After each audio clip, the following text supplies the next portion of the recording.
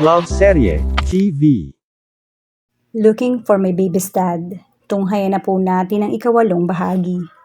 Tirso told himself to stop being such an awkward fool. Hayon siya at nakatitig kay Lina. Ang madamang mainit at malambot na palad ng babae sa kanyang pisngi ay may dulot na pakiramdam na nagtutulak sa kanyang idiin pang lalo ang kamay ng babae sa kanyang pisngi. Saka ayon dalhin sa mga labi niya upang hagkan. Anong kabaliwan yon? Sir, more water? Wika ng waiter. Salamat. Nabasag ang tensyon na hindi kayang ipaliwanag ni Tirso kung bakit nagkaroon. What the hell was wrong with him? It must be the fact that he had not slept with his girl for 3 months now, the longest he had stayed celibate. But that only made it worse. Ganun na ba siya ka-oversex na kahit ang babaeng ginagalang at tinitingala niya ay parang nais na rin niyang pagnasahan? O pagnanasa ba yun? It seemed stronger than that. It seemed sweeter and not purely physical. What the hell? Humugot ng malalim na hininga si Tirso. Hindi niya dapat maisip ang ganoon. Hindi dapat na mabahira ng mali siya ang samahan nila ni Lina. The woman did not deserve it. Batid niyang parang tunay na anak ang pagtingin nito kay Carlito. Kaya nga nagdesisyon siyang pakasalan si Vivian. Ay hindi naging mahirap isipin kung ano ang magiging bagong sistema. Mananatili si Carlito sa bahay ni Lina na katabi ng kanyang bahay. O kaya ay hahanap siya ng mas malaking duplex. Alam ni Tirso na parang hindi normal ang sitwasyong iyon. Ngunit batid niyang iyon ang tamang gawin. Paano niya maaatim kunin si Carlito kay Lina? Marahil darating lang ang ganoong pagkakataon kapag nag-asawa na ang dalaga. Lihim na napabuntong hininga si Tirso. Ilang ulit rin niyang nakita si Ivan at ang totoo. Mukhang mabait ang taong yon. Lamang, paano nga ba niya ipapaliwanag ang discomfort niya tuwing kasama ni Lina ang lalaki? Lalo na at alam niyang noon ay tinangka ng lalaking iyon na dalhin si Lina sa hotel. What was he worried about? Personal ang buhay ng dalawang yon. Hindi na siya dapat pang maapektuhan, lalo na at nasa edad na ang dalawa. Kung minsan lang, ayaw na niyang isipin ni Tirso ang ganoong bagay. Wala siyang pakialam doon, kahit aminado siyang madalas din niya yung iniisip. Sir, dinner is served. Wika ng isa pang waiter. Inalalayan ni Tirso na makatayo si Lina. Bakit hindi niya naisip noon na malambot ang kamay ng dalaga? Noon pa niya napansin na maganda si Lina. Mahaba ang unat na buhok. Banayad ang pagkakayumanggi ng balat. Matangos ang ilong. Pwedeng sumali sa beauty pageant bagamat hindi ganoon katangkad. He guessed she was about 5'7" with gumption about 10 feet higher. Kasama sa respeto ni Tirso sa dalagay ang paghanga. Wala pa siya nakikilalang katulad ni Lina ang lakas ng loob, determinasyon at kasipagan. Madalas nga niyang nababanggit kay Vivian na kung sakaling magmamana sa tiyahin ng kanyang anak paglaki, wala siya magiging problema. Sa katunayan, solve lahat ng problem dahil mapamaraan sa buhay si Lina. Tahimik ang dalaga. Nakikiramdam lang si Tirso. Ano ba itong nangyayari? Bakit naiilang siyang magsalita? Was there some kind of magic in the air that tonight? How come her eyes seemed to be so beautiful and he could not bring himself to stop looking at her? No magic. Just a curse. The curse of the awkward. Tumikim si Tirso sa ngumiti sa dalaga. Ano balita sa business? Kahit habang sinasabi pa lang yon, ay nais na niyang mapailing. Kailan pa siya hindi nakatsyempo ng magandang intro? Siya ang tipo ng taong lumaking komportable sa sarili, na alam parati ang sinasabi, o kung hindi man at hindi nahihiyang iparating ang laman ng kanyang isip. Suddenly, words were hard to come by, and as awkward as it felt, he wanted to stare at Lina's beautiful face. That place did something weird to her features that they all seemed to glow, to make him feel as if he was looking at her for the very first time in his life. Tumugon ang dalaga. Okay lang naman, kung minsan lang naiinip ako. Parang gusto ko ng bagong project. Swerte ako sa negosyo, alam mo. Patuloy na nagsalita si Lina, ngunit halos hindi yun mahatwatasan ni Tirso. Ang kanyang atensyon ay nakapako sa banayad na pagbukas-sara ng labi ng dalaga at sa huli, sa pagbasa at pagkagat nito sa ibabang labi. Tirso, anong weird mong tumingin? Agad na binalingan ni Tirso ang pagkain at nagsimula ng sumubo. Naunawaan niyan lalong naging kakatuwa ang sitwasyon. Dahil hindi siya tumugon, parang binaliwala ang sinabi ni Lina, gayong alam nila pareho na nagkakarinigan sila. Silang dalawa lang ang nasa lugar na yon. Hindi rin bumulong ang dalaga, at kahit marahil bulong lang ang sinabi ng dalaga, ay marinig pa rin niya dahil tahimik ang paligid. Nagpa siya si Tirso na magpatuloy sa pagkain. Salamat at maya-maya ay nagsalita ang babae. Gusto ko sanang mag-gym. Malayo sa paksa at parang hindi rin typical kay Lina. Gayunman muling tumingin si Tirso sa magandang mukha ng dalaga. Yeah, well, you don't need it. Your body is gorgeous. Damn his mouth. In his opinion, hindi na dapat makarating kay Lina ang bagay na yon. Lalo magiging nakakailang kung babawiin ni Tirso kaya muli. Nagpanggap siyang walang kakaiba sa lumabas sa kanyang bibig. Tumawa ang dalaga. Gorgeous na ba ito? Meron pa akong bilbil sa tiyan. Ang lakas ko kasing kumain itong huli. Parati ako nakakaubos ng 2 rice. Tumangulang si Tirso. Nababahala sa maaaring ibulalas ng kanyang bibig. Dahil ang saloobin niya ay simple lang. You're perfect just the way you are. Saan ba ang magandang gym? Patuloy ni Lina. You can try mine, ani Tirso. That's where Vivian goes to when she's here. Sige, titingnan ko yan. Nagpatuloy si Tirso sa pagkain. Naiinis sa sariling hindi niya matingnan ang dalaga. Parang kapag ginawa niya yon ay mayroong mangyayaring hindi niya gusto. The thought was consuming him. Para siyang isang batang iniwan sa isang istriktong grupo kung saan ang tanging maaari niyang gawin ay ang manahimik, kundi ay mapapahamak siya. Maya-maya ay tumayo si Lina. Tapos nang kumain, bagamat bitbit ang cake hanggang sa lugar kung saan ito gumagawa ng picnic area kanina. Muling naupo roon ang dalaga, tumingin sa langit. Batid ni Tirso na kailangan niyang manatili sa kinauupuan. Marahil yayayain na ring umuwi si Lina. Ngunit natagpuan niya ang sariling lumapit sa magandang imaheng nakatalikod sa kanya at nakatingin sa kalangitan. Halika, bilis! Bulalas ng dalaga. Tumuro ito sa langit. Tingnan mo, bilis, bilis! At hayun sa kalangitan ng isang eroplano. It's a bird, it's a plane, sambat ni Tirso.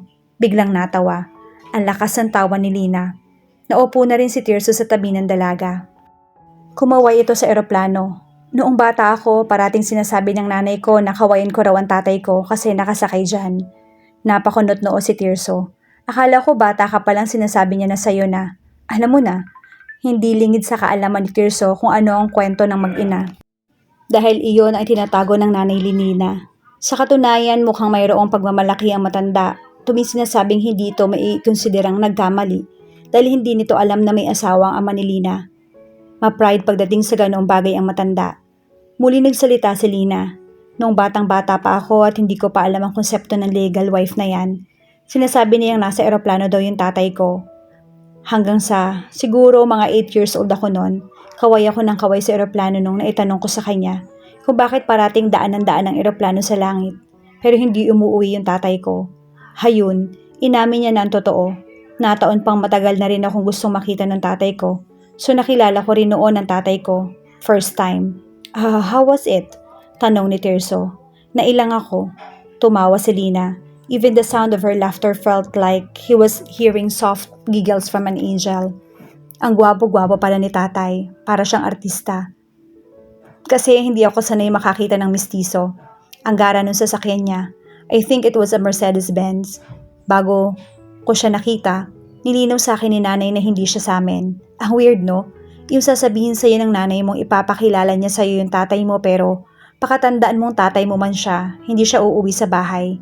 At hindi sila halos nag-uusap ng nanay mo. Napangiti si Tirso. Somehow I can't imagine you as a little girl looking in awe at your father. Nothing fazes you. Nothing amazes you, really. Hindi ha? Umismid si Lina. Hindi lang halata. Saka alam mo naman ako, laki sa nanay, nagalit sa mundo. Well, at least ngayon hindi na masyado. Napansin mo na ba kung paano nagbago si tanay? Parating nakangiti, parating malumanay. Ganun pala ang taong tinakasan ng kapaitan ng buhay. Tanggap mo na? Matagal na. Muling ngumiti ang dalaga saka humiga. Tila kay sarap amuyin ng mahaba nitong buhok at makintab na makintab at lutang sa puting tablecloth. Humiga si Tirso sa tabi ng dalaga. Her hair smelled of fresh flowers. Bahagya siyang tumagilid at umurong patungo rito.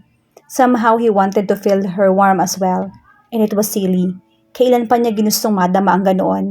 Siya ang tipo ng lalaki mabilis mainitan. In fact, the preferred sleeping in the nude. And after making love with a woman and the obligatory cuddling for the special ones, he liked to have his own side of bed and heated arms on his chest or waist. Pumihit ng bahagya si Lina. Sa ngayon ay magkaharap na sila. Her breath smelled of cake, strawberries, and cream. Nalunod si Tirso sa pagnanais na hagkan ang dalaga. Yes, kiss her lips until they both ran out of breath. Have her in his arms and taste her fully. Oh, God, this is wrong. Plain wrong. Sigaw ng isip ni Tirso. Ngunit wala siyang magawa upang labanan ang larong pag-usad palapit kay Lina. Nang maunawaan niyang para siyang teenager na nagpipilit makalapit sa natitipuhan sa disimuladong paraan, ay nais niyang mapaungol, mapangiwi. How pathetic was this? Nagkakaganoon lang si Tirso nung bata pa siya, at pangunahing misyon niya noon, palibasa ay teenager na lalaki siyang curious sa napakaraming bagay. Kabilang na ang dibdib ng babae, ay madama sa kanyang balat kung malambot ba ang mga iyon. Boobs. He was after boobs at that time. Now, he was after a kiss, desperately longing for a kiss.